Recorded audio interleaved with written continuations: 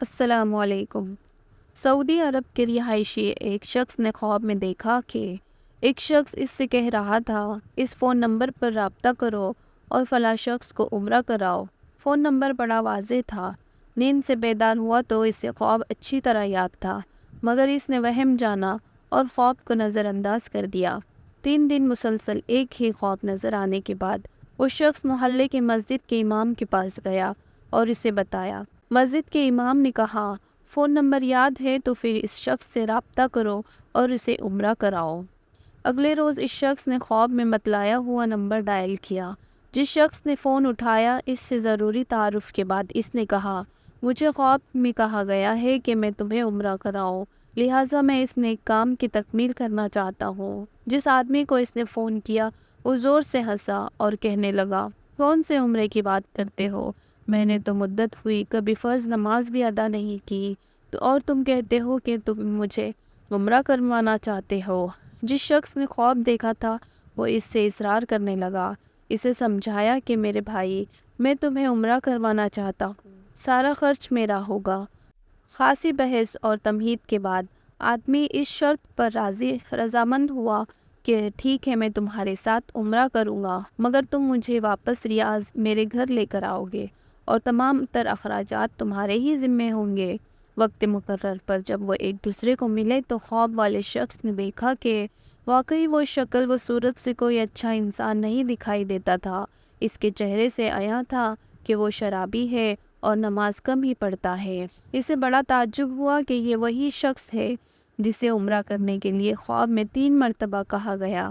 دونوں شخص مکہ مکرمہ عمرہ کے لیے روانہ ہو گئے۔ میقات پر پہنچے تو انہوں نے غسل کر کے احرام باندھا اور حرم شریف کی طرف روانہ ہوئے۔ انہوں نے بیت اللہ کا طواف کیا، مقام ابراہیم پر 2 رکعت نماز ادا کی، صفا و مروہ کے درمیان سعی کی، اپنے سروں کو منڈوایا اور اس طرح عمرہ مکمل ہو گیا۔ اب انہوں نے واپسی کی تیاری شروع کر دی۔ حرم سے نکلنے لگے تو وہ شخص جو بہت کوشش سے عمرہ کرنے پر آمادہ ہوا تھا کہنے لگا، دوست، حرم چھوڑنے سے پہلے میں 2 رکعت نفل ادا کرنا چاہتا ہوں، نہ جانے دوبارہ عمرہ کی توفیق ہوتی بھی ہے یا نہیں۔ اسے کیا اعتراض ہوتا؟ اس نے کہا، نفل پڑھو اور بڑے شوق سے پڑھو۔ اس نے اس کے سامنے نفل ادا کرنا شروع کر دیے۔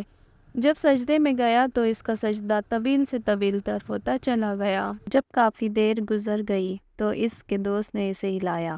جب کوئی حرکت نہیں ہوئی تو اس پر انکشاف ہوا کہ اس کے ساتھی کی روح حالت سجدے میں پرواز کر چکی تھی۔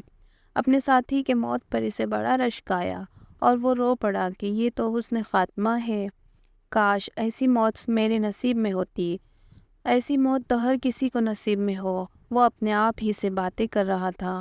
اس خوش قسمت انسان کو غسل دیا گیا اور احرام پہنا کر حرم میں ہی اس کی نماز جنازہ ادا کی گئی۔ ہزاروں فرزندان اسلام نے اس کا جنازہ پڑھا اور اس کی مغفرت کے لیے دعا کی گئی۔ اس دوران اس کی وفات کی اطلاع ریاض اس کے گھر والوں کو دی جا چکی تھی۔ خواب دیکھنے والے شخص نے اپنے وعدے کے مطابق اس کی میت کو ریاض پہنچا دیا، جہاں اسے دفن کر دیا گیا۔ چند ایام گزرنے کے بعد خواب میں دیکھنے والے شخص نے اس فوت ہونے والے کی بیوی کو فون کیا۔ تعزیت کے بعد اس نے کہا، میں جاننا چاہتا ہوں کہ تمہارے شوہر کی ایسی کون سی نیکی یا عادت تھی کہ اس کا انجام اس قدر عمدہ ہوا، اسے حرم کعبہ میں سجدے کی حالت میں موت آئی۔ بیوہ نے کہا، بھائی تم درست کہتے ہو، میرا خاوند کوئی اچھا آدمی نہ تھا، اس نے ایک لمبی مدت سے نماز روزہ بھی چھوڑ رکھا تھا اور شراب پینے کا عادی تھا۔ میں اس کی کوئی خاص خوبی بیان تو نہیں کر سکتی، ہاں مگر اس کی ایک عادت یہ تھی کہ وہ ہمارے ہمسائے میں ایک غریب بیوہ اپنے چھوٹے چھوٹے بچوں کے ساتھ رہتی ہے۔ میرا شوہر روزانہ بازار جاتا تو جہاں اپنے بچوں کے لیے کھانے پینے کی چیزیں لاتا، وہ اس بیوہ اور اس کے یتیم بچوں کے لیے بھی لے آتا اور اس کے دروازے پر رکھ کر اسے آواز دیتا کہ میں نے کھانا باہر رکھ دیا ہے، اسے اٹھا لو۔ یہ بیوہ عورت کھانا اٹھاتی اور ساتھ میرے خاوند کے لیے دعا کرتی۔ اللہ تمہارا خاتمہ بالخیر کرے۔ قارئین کرام، اس طرح اس بیوہ کی دعا اللہ تعالیٰ نے قبول فرما لی اور اس شرابی کا اتنے عمدے طریقے پر خاتمہ ہوا کہ اس پر ہر مسلمان کو رشک آتا ہے۔ یہ واقعہ ہمیں ایک بہت بڑی حقیقت کی یاد دہانی کراتا ہے۔ اللہ تعالیٰ کبھی کسی انسان کو صرف اس کے ماضی سے نہیں بلکہ اس کی دل کی نرمی، دوسروں کے لیے اس کی ہمدردی، کسی مظلوم کی قبول شدہ دعا سے بھی بخش دیتا ہے۔ نیکی کا عمل چھوٹا نہیں ہوتا۔ کسی یتیم، بیوہ یا محتاج کی مدد کی جائے تو وہ چھوٹا عمل آخرت میں بہت بڑا بن سکتا ہے۔ ہم اپنے گناہوں سے مایوس نہ ہو اور کبھی کسی گنہگار کو حقیر نہ سمجھے، ہو سکتا ہے وہ اللہ کا محبوب بن جائے۔